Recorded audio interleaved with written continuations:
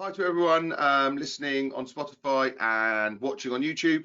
Today we've got another episode of Behind the Broker, and this is the part of this episode, or sorry, the reason for this episode or this series is to get introductions into people that work, as it sounds like, behind the brokers on their businesses rather than just the normal broking. So it's a really good insight into people that can help with a lot of mortgage broker business. So today I've got Rachel Southcott, the financial marketer, with me. Hi Rachel, thanks for joining us. Thank you so much for having me on. No problem at all. So do you just want to start with, do you want to tell us what you do and how you come about to where you are now?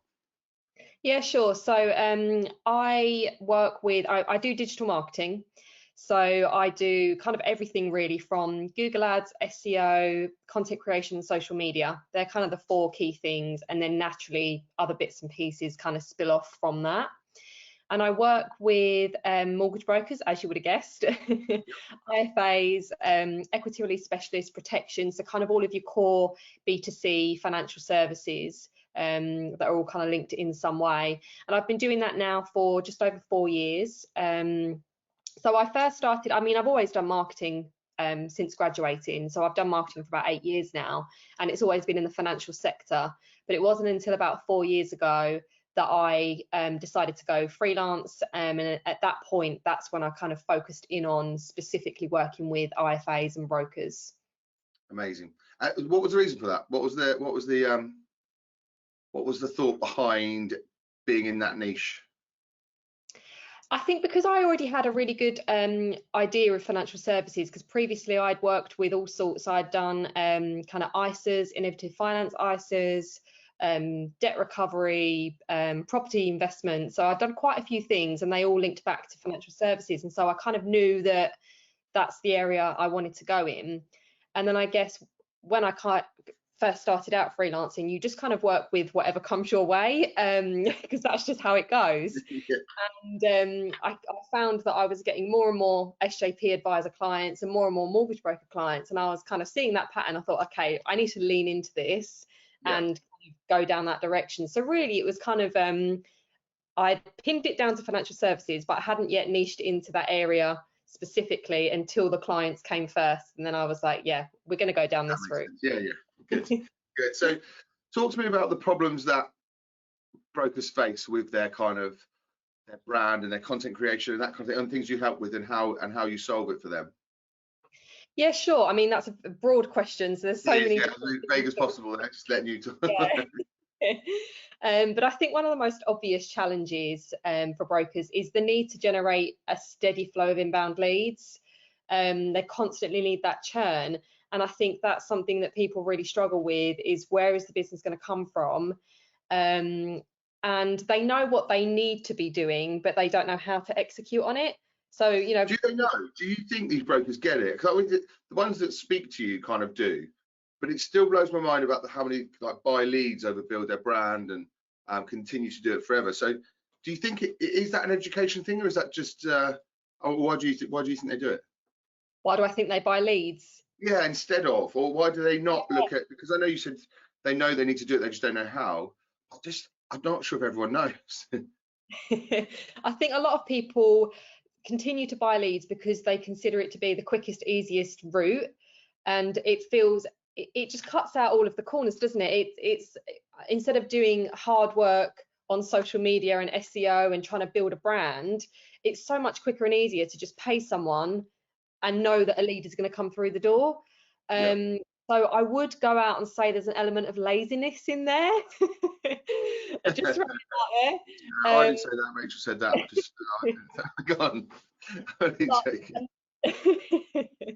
I think another big part of it is almost kind of, in air quotes, a guaranteed return on investment. Whilst it's not a guaranteed conversion, it's a guaranteed lead. So somebody knows that if they're buying leads, that money is actually going to get them a lead.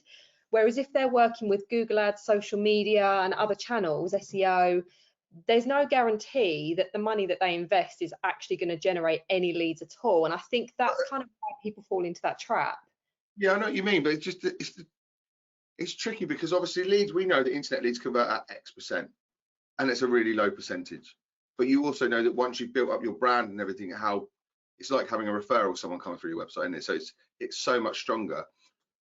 So do you think it's just not bigger picture thinking? Do you think it's because, like you say, they know if I spend £100, I will make 120 type position, which baffles me because there's so much more you can put into, like you say, building your brand a longer term. Do you think it's just kind of short term thinking, or I know quite successful people. I've had people on the podcast who have been all right on the leads, buying leads and that kind of thing. There's a few of them, but there's just a lot of people who haven't. There's a lot of people who are still buying leads 10 years on because you haven't built a brand and everything's transactional.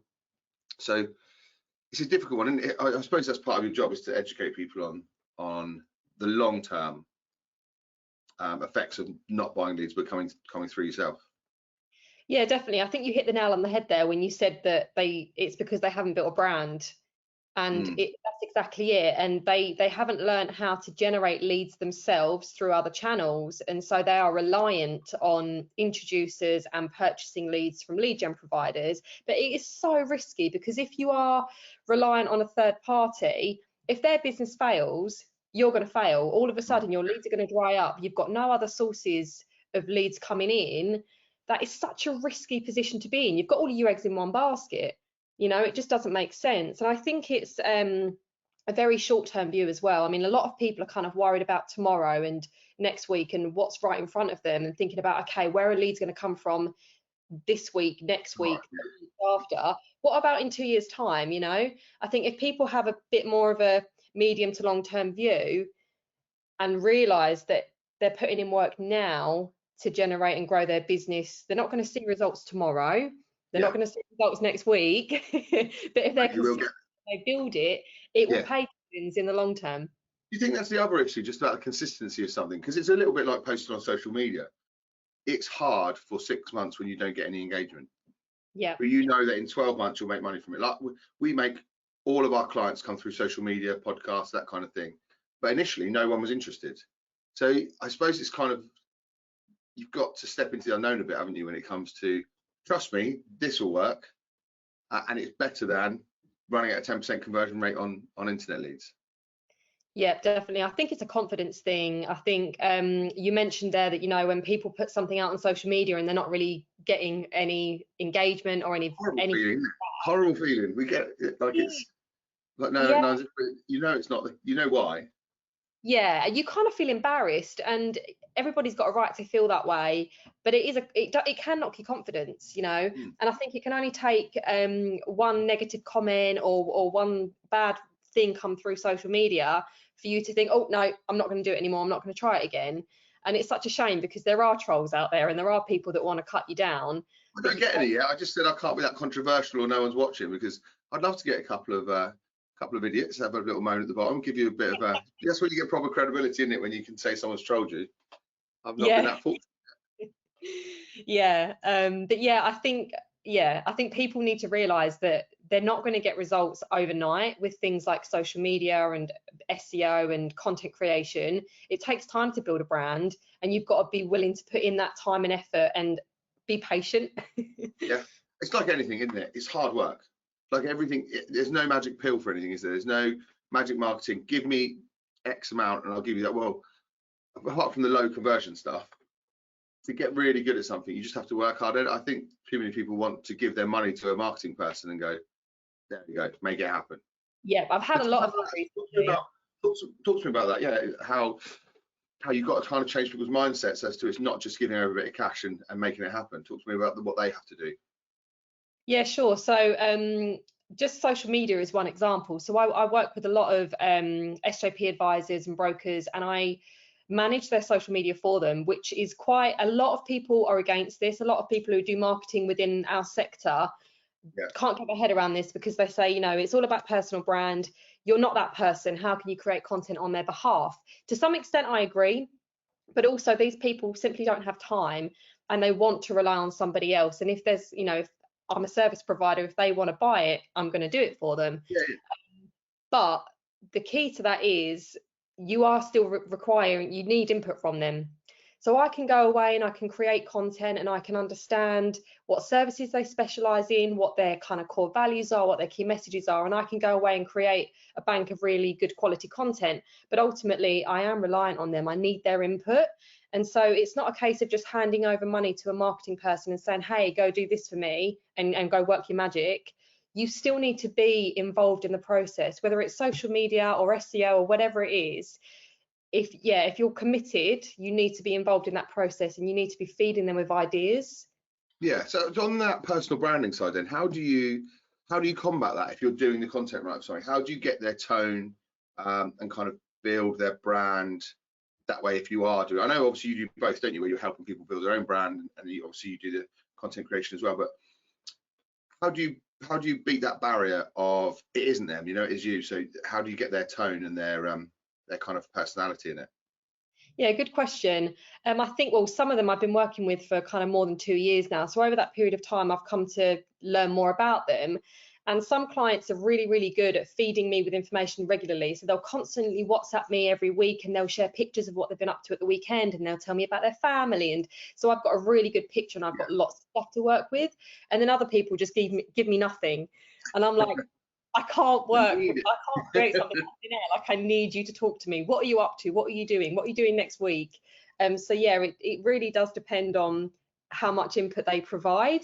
But when it comes to kind of making sure that the personal element comes through, just as an example, I still get them to create videos, but I will reduce the friction for them by coming up with the idea of what they're going to talk about, drafting a few bullet points, not a structured script, but just a few bullet points to say, look, these are the key points you want to hit in the video.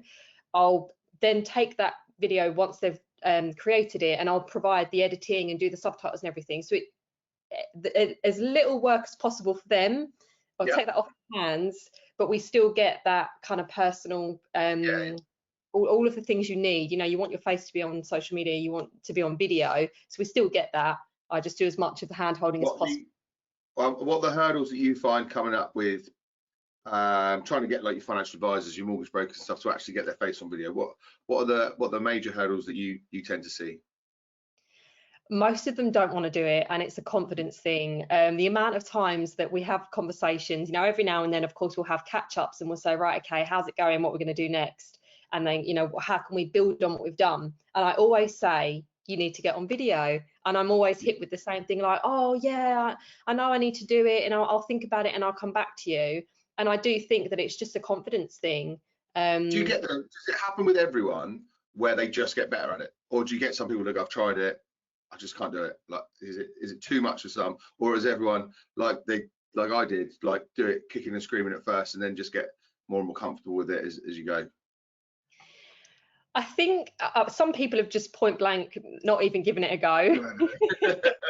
And so how do you combat that then? Because obviously they need it, or they do not just go, right, but we can't be as effective if you don't put it in, but we'll just continue to do everything else. Is that the only way you can kind of combat it? Exactly that, yeah. So some clients that have not done any video, I have got a really large bank of professional and casual photos of them, and so I still try and get their face out there as much as possible to help build their brand and their recognition, their awareness.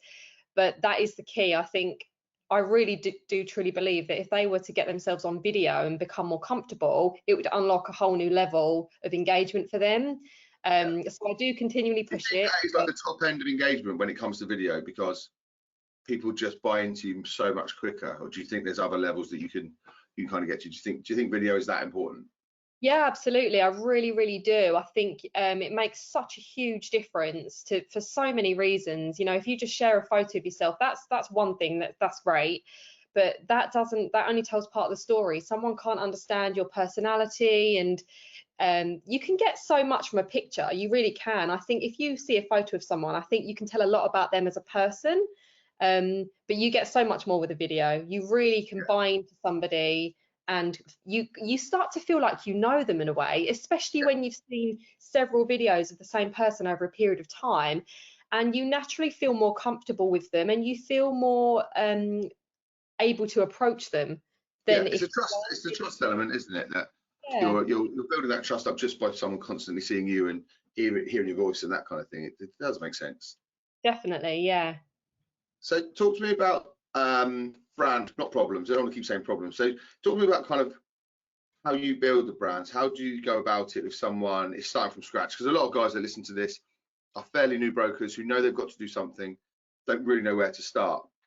So where do you kind of recommend, potential issues with brands in mortgages and financial services, financial advice, because they're not super interesting to people outside of the industry. So how do you kind of combat that, and what do you recommend for people? I would say one of the biggest challenges that I come across is because most of the time I'm working with individuals. So they might be part of a practice, but they might be self-employed and they want to kind of build their own brand. And one of the first challenges we come up against is the fact that they don't actually have any sort of visual identity for themselves. So they don't have a logo, they don't have any sort of kind of brand name. Of course, if you're working with a lot of SJP, sure, they're all practices of it, aren't they? So yeah, a lot of them are their practice. Pull them out of the crowd. Sorry, what was that? It must be tough to kind of pull them out of the crowd. Oh gosh, yeah, definitely. So how do you go about that? So for some of them, we try and create, they want to remain part of their practice, of course, which is under the St James's Place umbrella, but also they want to kind of step out of that practice and build their own brand for themselves. And so we do that in several different ways. Some of them have developed like a little strap line, which they kind of use, like a little tagline, which we kind of dot around their socials to try and reinforce what their key message is and what they can help people with.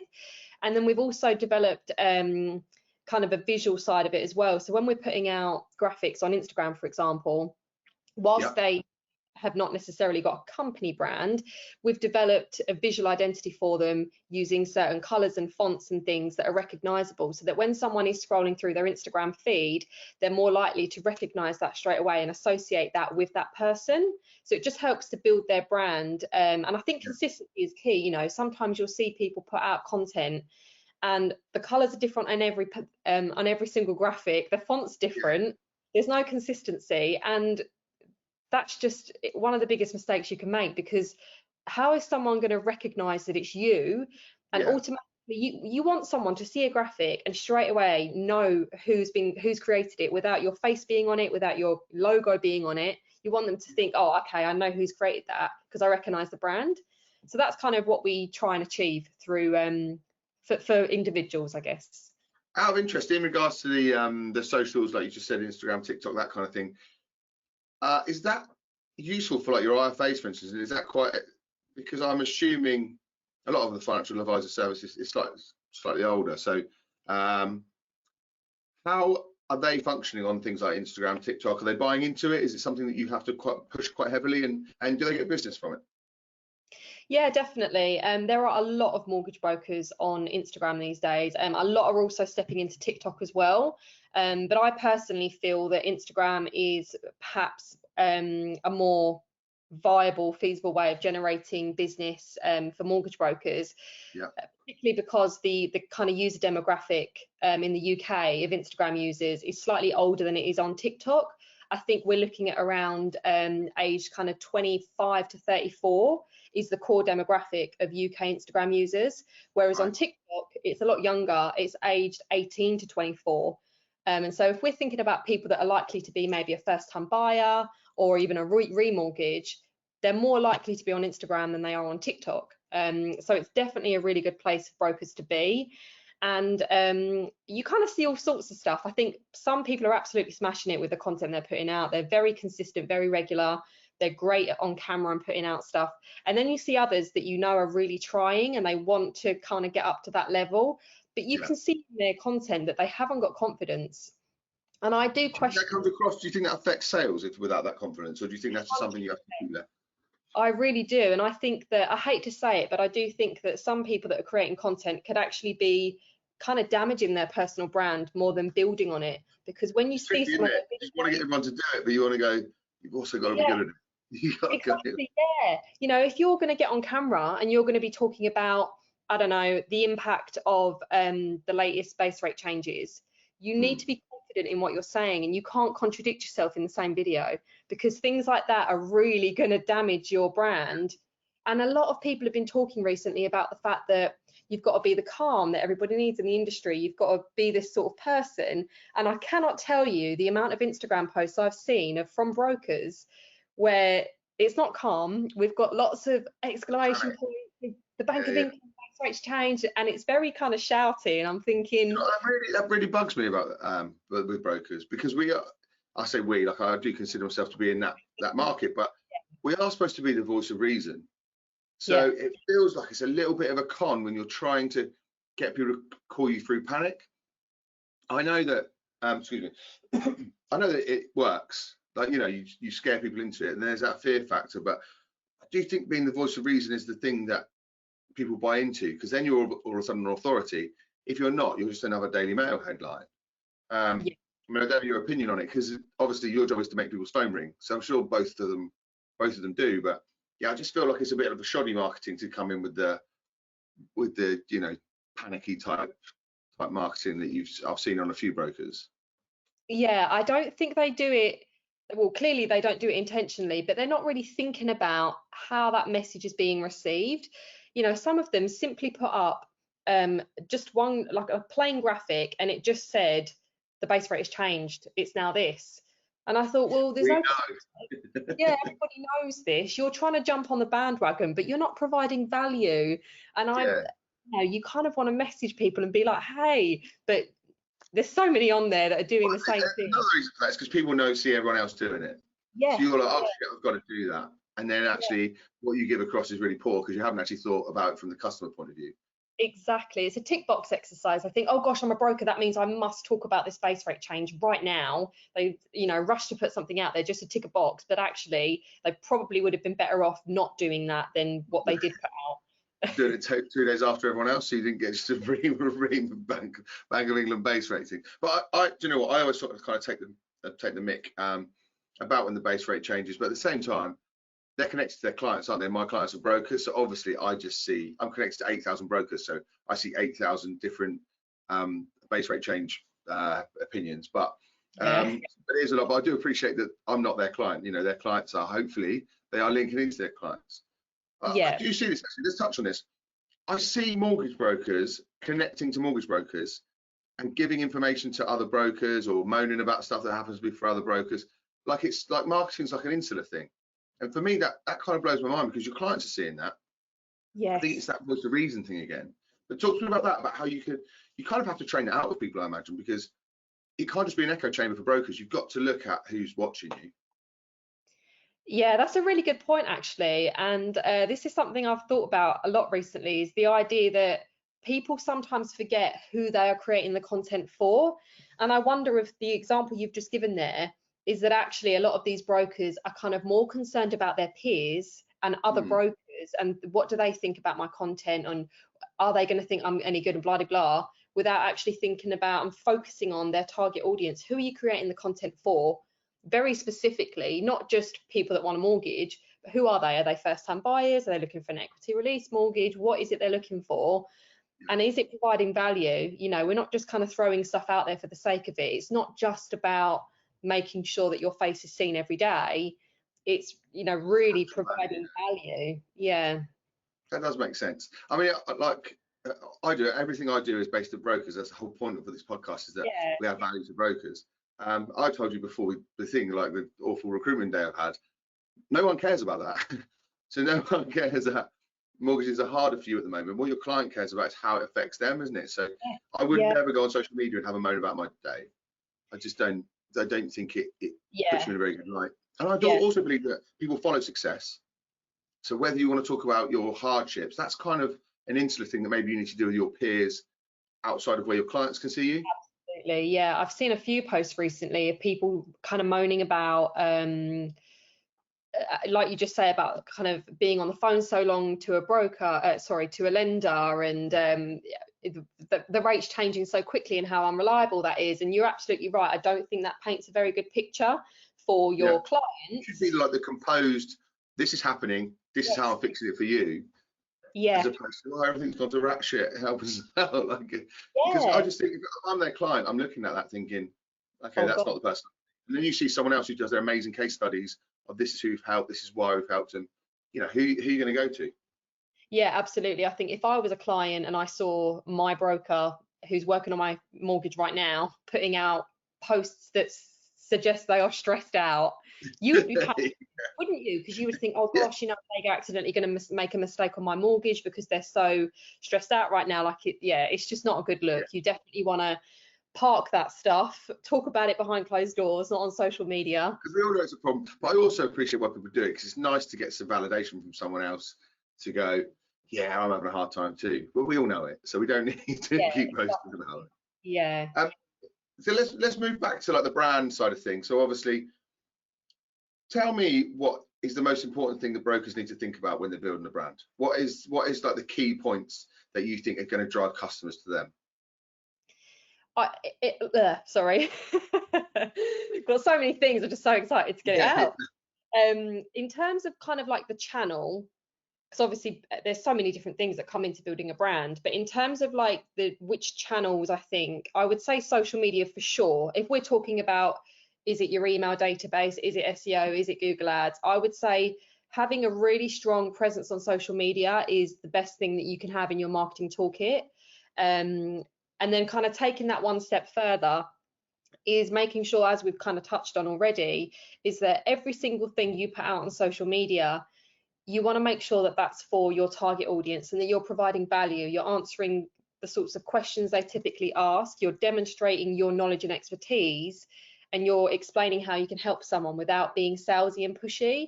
yeah, And I think social media really is kind of the foundation of everything, because let's just say, for example, for people that do buy leads, let's imagine you've purchased a lead, but you have no social media presence, you don't have any Google reviews, your website's not really that great, you haven't got any blog articles, and so on.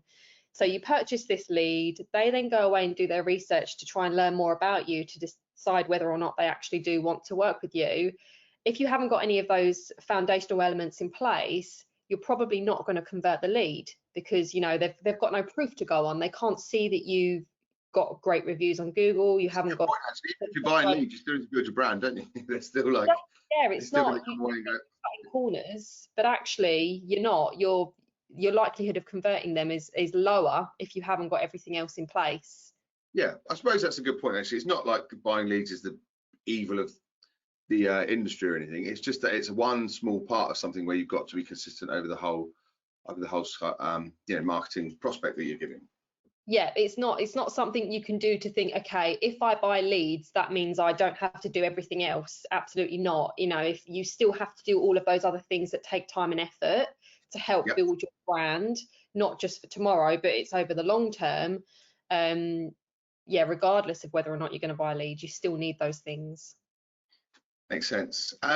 So in regard to the content creation, then, if you could give, again, like these new brokers, one idea, I don't want to obviously come to you as one of the main things that you would say, but what do they need to be looking at for content creation? I know we've talked about aiming at your customers, but what specifically do you think is going to benefit them, or delve deeper maybe into looking at your customers? But talk to me about that.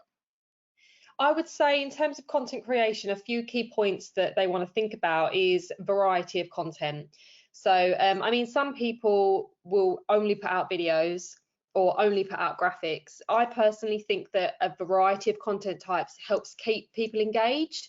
Yep. If they do go onto your profile and they see that, it's just video after video after video, the likelihood of them kind of delving in and having a little look around, I feel like would be less than if you had a good variety of different content pieces. It could be sliding carousels, it could be videos, it could be photos.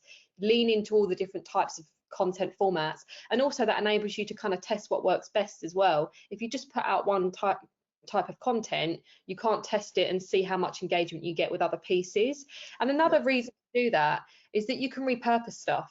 So if you create a video about a particular topic, let's say you were talking about stamp duty for first-time buyers, you can then turn that into a carousel, and you might then put out a photo of yourself and talk about it there. So you can create several pieces of content off of one piece, essentially. Yeah.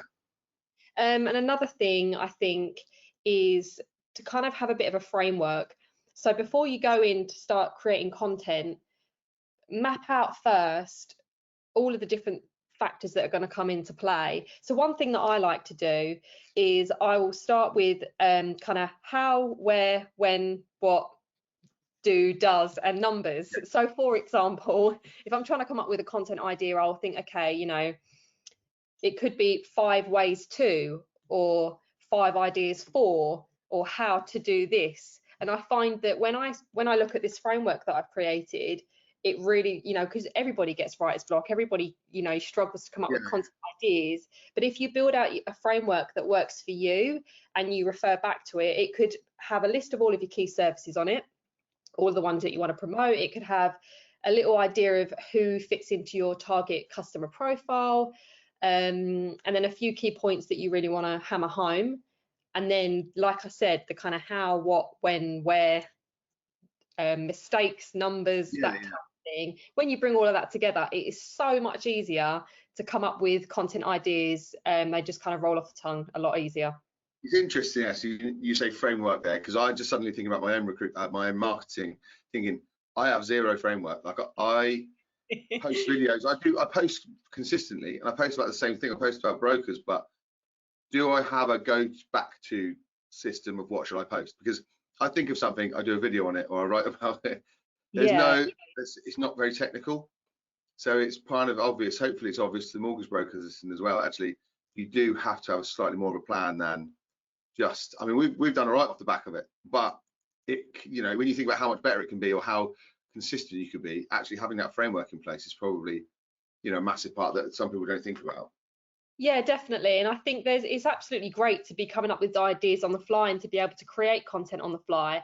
But I think having a plan in place makes sure that you don't have any kind of gaps in your content, because, you know, if you're creating things on the fly, you're reliant to create it there and then. Whereas if you plan ahead and you've got a nice bank of content that's you're kind of 6 weeks ahead of yourself, that's great. It gives you that good buffer and you're not going to fall off when it comes to consistency. So yeah, I mean, I'd love to have a bank of content that just lean back on. Instead, I'm like, I've got to post up. What am I thinking about? Who am I trying to do today? What's their problem? And that's generally what I post. But it's and I think you mentioned there that kind of with the idea of a framework, it helps you refer, but by referring back to it, you can make sure that you're always aligned with what your key message is. For example, you know, if you're trying to target a particular type of mortgage customer, let's just say buy-to-let investor, if you're not creating content ahead of time and you're not putting a framework in place, you could accidentally go off on a tangent and start creating very general content that isn't targeted. Whereas if you're very methodical and organized and plan ahead, and you think carefully about all of the key messages that a buy-to-let investor would want to see that would hook them in, you are so much more likely to actually attract the attention of the type of person you want to get in front of and get an inquiry. And I've seen it with myself. You know, if I put out content specifically around Google Ads, I'll get an inquiry off the back of it for Google Ads. It's just I suppose you have to be careful as well about kind of be careful what you wish for, if you like. If you're putting out the wrong stuff and then all of a sudden you're like, I don't really want to deal about burst credit, but you've been talking about it. That's exactly what happened for one of my clients. They were working with an SEO agency, and this agency had done a good job on one of their landing pages. It was all about adverse credit, and they were ranking on page 1 of Google, and they started getting all of these inquiries in for adverse credit, and she said, we don't want them. She said, we don't want these people. I suppose that's just about the brief, isn't it? You've got to be clear about what your target market is, what your clientele are. Yeah, you've got to think carefully and not just kind of put out stuff for the sake of ticking a box to say, oh yeah, I did a social post today. But you really want to think about it. Yeah, who you're aiming at. That's brilliant. Do you know what? I've taken up loads of your time and I really appreciate it. So it's all very enlightening, especially for me as well. I do feel like these are a bit of a mentoring session for me, where I realise how much we can cock up our marketing just by like not having things in place. So it is really interesting. Hopefully brokers find it really interesting as well. But I always ask everyone the same thing, but if you can give one tip to a new broker starting out now in regards to everything you do, what's the number one thing that you would say to them? I'm really interested actually, because everyone's been saying the same thing. So tell me what the number one tip is for them when they're looking at their marketing. What would you advise? If it's an independent broker, I would say the number one thing they should do is to get comfortable in front of the camera from creating videos for social media perspective. So create videos for social media, get it out there. If it's like a practice of brokers who's got a bit more budget behind them and they're trying to generate leads, I would say focus your efforts on Google Ads. Do you think, yeah, I was speaking to someone about Google Ads the other day actually, but that is for the larger, you've got to have some sort of presence, haven't you? Yeah, exactly. Really yeah. And I think, you know, it does require budget, and a lot of new brokers starting out have not necessarily got the funds or want to invest, that they've not got the confidence to invest in Google Ads at that time. So you do. The new brokers, get your face out there. Yeah, absolutely. Old brokers get paying for it. Yeah, that's been really useful. Rachel, if people want to get hold of you, how do they get hold of you to speak to you about any of these things that we've been talking about? Yeah, sure. So I'm most active on Instagram, so you can find me at The Financial Marketer, and you can also visit my website at www.thefinancialmarketer.co.uk. Amazing, thank you very much. And so hopefully everyone got something from that, everyone listening on Spotify, watching on YouTube. So that was Rachel Southcott, as I said, in the Behind the Broker series. I hope you found that interesting, and I'll catch up with you soon, Rachel. Thank you very much. Thank you so much. Bye-bye.